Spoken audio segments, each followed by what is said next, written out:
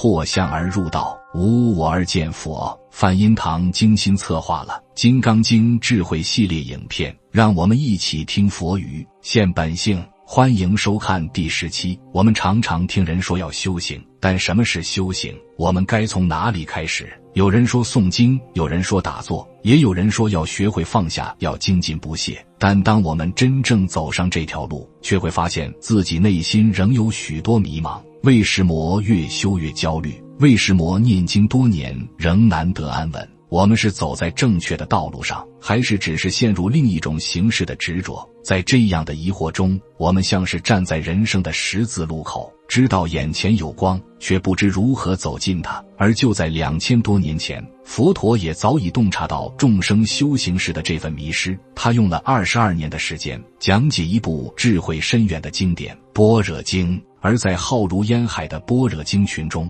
有一部短短5000多字的经文，被尊为般若智慧的浓缩结晶，它就是《金刚般若波罗蜜经》，简称《金刚经》。这部经不是用来装点佛堂的圣典，而是佛陀给我们这些迷途之人留下的一盏明灯。它告诉我们，真正的修行不在形式，而在于破执着现真相。真正的智慧不是追求更多知识，而是学会在无所住中活出清明与自在。如果你也正在修行的路上感到疑惑，那么让我们一起从《金刚经》出发，重新认识修行的意义，听见佛陀留下的最深教诲，走出迷茫，走进光明。我们常说佛法智慧无边，可到底什么才是真正的智慧？佛陀在世时教导了无数经典法门，但若细细观察，就会发现他一生中花最多时间讲解的就是般若。从般若波罗蜜多心经、大般若经到金刚经，这些经文都围绕着一个核心：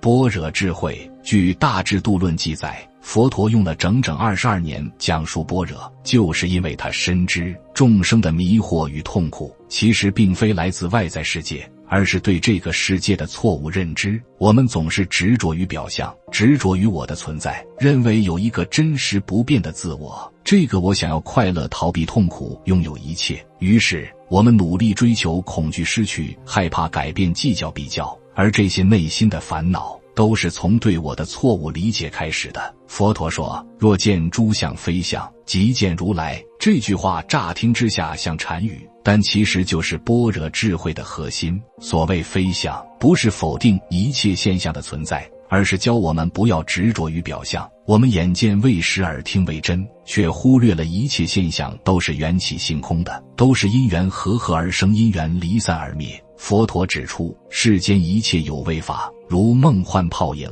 如露亦如电。这不是消极的看法，而是一种彻底看清现实的智慧。当我们理解一切现象本来无常，无我不可得，就不会再将烦恼当真，也不会再对快乐产生执取。这种智慧才是真正能让我们自在解脱的力量。而佛陀为何要花22年来讲般若？因为这不是三言两语能明白的道理，也不是靠诵经念咒就能顿悟的境界，而是一种需要反复听闻、深观内照、破除执着才能领会的真理。佛陀知道众生的执着太深，哪怕口中诵念空性，内心依然执着于我是学佛的人，我有修行的功德，我正在成佛的路上。这种看似正确的修行，其实也是另一种法执。所以在《金刚经》中，佛陀说，法上应舍，何况非法？连佛法都不可执着，更何况是世俗的一切名利、成败得失。这不是叫我们什么都不做，而是要我们做一切事，不着一切相，不被内外境转，这才是真修行。简单来说，佛陀讲般若，不是教我们逃避现实，而是让我们透过般若智慧看清现实的真相。不是要我们变成没有情感的木头人，而是让我们在看破一切无常与空性的同时，仍然带着慈悲去爱人、帮助人，而不再被烦恼牵着走。这种智慧不是知识，而是一种生命状态，是放下执着后自然流露的清明与自在。所以《金刚经》才会成为众多佛经中的璀璨明珠。它看似简短，却句句直指人心。字字破除执着。佛陀说，一切贤圣皆以无为法而有差别，真正的圣者不在于表面修了多少功课，而在于他们内心无住无执，不取不舍，随顺因缘，却不被因缘所困。这种境界就是佛陀22年不断反复讲般若的原因。他不厌其烦，是因为我们太容易落入表象，把修行当成了追求神通感应，当成改命求福的工具，而忘了佛法最初是为了破我执，为了让我们从内心真正自由。当我们理解这一点，就会明白佛陀的用心良苦，不是要我们迷信神通，执着功德，而是要我们活出觉醒。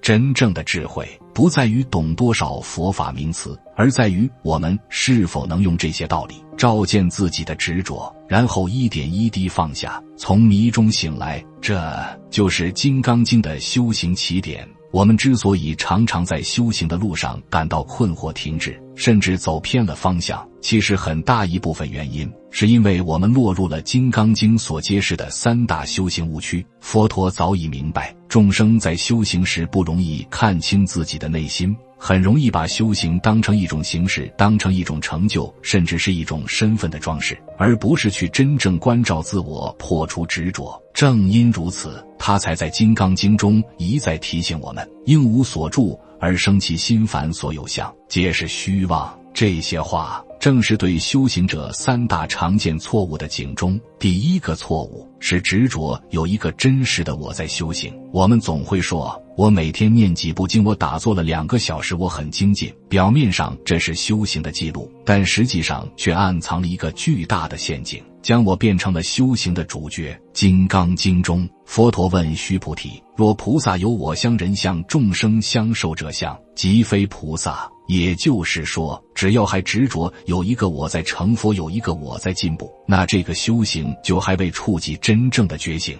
修行若成了我修得比你好，我更有功德，我已接近正果，那这样的我相反而成为修行最大的障碍。佛法不破我相，再多的经文，再长的禅坐，也只是另一种形式的自我堆叠罢了。第二个错误是误以为修行就是追求外在的功德与感应。很多人念经是为了求升官发财、消灾解厄，甚至期待梦里现佛、灵光乍现，以此来证明自己的修行有效。但佛陀从不鼓励这种功利心。他在《金刚经》中说，若人满3000大千世界7宝，以用布施，若复有人知一切法无我，得成于人，此福甚彼。这段话的意思是，若一个人能理解无我的真谛，其福德远超过用无量珍宝布施他人的人。这不是否定布施的价值，而是说明真正的功德不在于行为的数量，而在于内心是否破除了执着。修行若沦为交换与利益的手段，反而让人陷得更深，看似在进步，实则在攀援。正如《维摩诘经》所说，若以色见我，以音声求我，是人行邪道，不能见如来。这些外在的神通与感应，不是真佛，也不是解脱。第三个错误是把修行当成仪式苦行或形式上的坚持。有些人将诵经、礼佛、吃素等表现当成修行的全部内容，每天雷打不动地完成，但内心却从未真正关照过自己的烦恼、欲望、执念。这样的修行虽有形式，却如空壳。佛陀讲般若，正是为了打破这种僵化的修行观。他说，法上应舍，何况非法？连佛法这条船都要在彼岸时放下，又怎能执着于不合的姿势与步伐？真正的修行是在一念一行中，时时觉察自己的心有无落入相里，是否因为别人没说谢谢就起烦恼，是否因为没被尊重就起嗔心，这些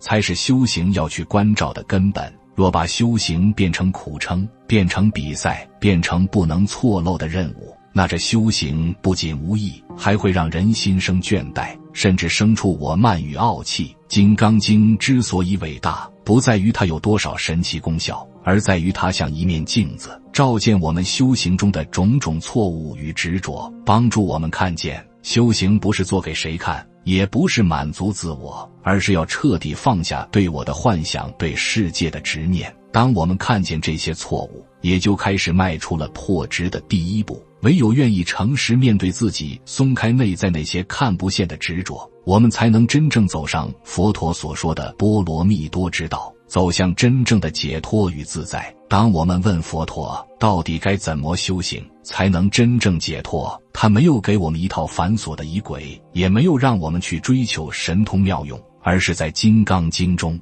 留下了这句意义深远的话：应无所住而生其心。这8个字看似简单，却几乎浓缩了整部般若智慧的核心，也是一切修行的根本指引。什么是无所住？就是我们的心不应该执着，不应该停留在任何一个对象、概念、情绪上。所谓住，就是粘着固执，把心挂在某一个地方，认定那就是真实的我，真实的世界。然而佛陀说，一切有为法如梦幻泡影，若我们的心一直执着在这些幻象之中，就会被情绪、欲望、关系、成败所困，永远在生死苦海里轮回。但无所住不等于什么都不管，不是变得冷漠逃避，不是无情无欲地躲进山林，而是当我们面对世界的一切时，能清楚知道这些都是因缘和虚妄不实的。我们可以用心对待每一件事，但不被他们绑住。这样的修行叫做无住生心，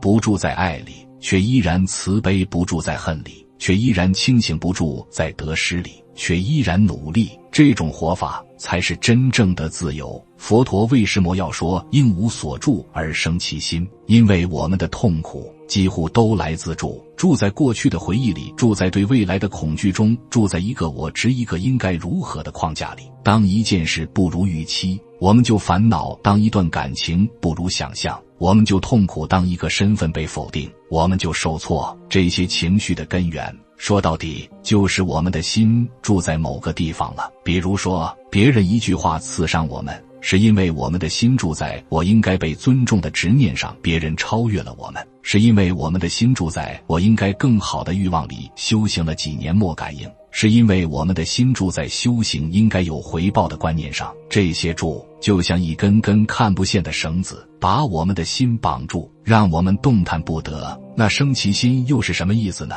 生心是行动，是慈悲，是发愿，是实践，不是什么都不做，而是在无助的基础上自然地生出智慧和悲心。我们帮助别人不是为了功德，而是因为慈悲自然流出我们做事，不是为了表现自己，而是因为当下应该去做。就像阳光照耀万物，它不选择也不执着，只是自然的发光发热。真正的修行者也该如此，不被名利捆绑，不被情绪吞噬，不被成佛这件事束缚，而是在每个当下自由地活出那颗本来清明的心。这也是为什么《金刚经》被称为破相之经，因为它不断提醒我们，应作如是观，凡所有相皆是虚妄。我们看起来在修行，但如果执着在我是修行人，我要正果位，我要被佛菩萨加持，那就已经违背了无住的原意。修行不是变得特别，而是变得平常自在如实，能在烦恼中不迷失，在顺境中不骄傲，在一切成败中安然，那才是真功夫。应无所住而生其心，这句话不只是经文的句读，更是佛陀用毕生智慧总结出的修行指南。他告诉我们，不住于成就，不住于烦恼，不住于好坏，心才能真正自由。就像一棵树，若一直执着于阳光，反而会因为无法忍受风雨而枯萎。而真正健康的树，是在风雨中扎根，在阳光下成长，不因一时的情雨而动摇方向。我们的心也该如此。当我们真正理解并练习应无所住而生其心，就会发现修行其实不是远离生活，而是在生活中不执着于一切，依然能发出善意，发出智慧，发出真正的慈悲。那一刻，我们终于开始懂得什么叫做不住一法，无所挂碍的自在。这正是佛陀希望我们活出的样子。在学习《金刚经》的过程中，我们很容易升起一种错觉，只要懂了几个概念，背会了几句经文，就以为自己掌握了智慧，走上了解脱之路。但我们真的准备好了吗？准备好让《金刚经》这面破相之镜照见自己最深的执着了吗？事实上，真正深入这部经，就像照镜子一样，会让我们看见许多原本不愿意承认、不曾察觉的内心念头。《金刚经》不是一部用来背诵求福报的经，而是一面残酷却慈悲的镜子，专门照破我们心中的相。我相、人相、众生相、寿者相，这些相说白了就是我们内心那些根深蒂固的认知与执着。什么是我相？就是我们把我当成一个独立、真实、不可动摇的存在。比如说，我是谁？我该有什么样的成就？我不能失败，我要被爱、被肯定、被尊重。我们每天的情绪起伏，其实大多来自这个我的防卫与期待。一旦别人否定了我们，忽视了我们就受伤、发怒、退缩，因为我们太在意这个我是不是被承认。《金刚经》直接指出，若菩萨有我相、人相、众生相、寿者相，即非菩萨。修行之人若还抓紧这个虚妄的我，便无法真正入佛法之门。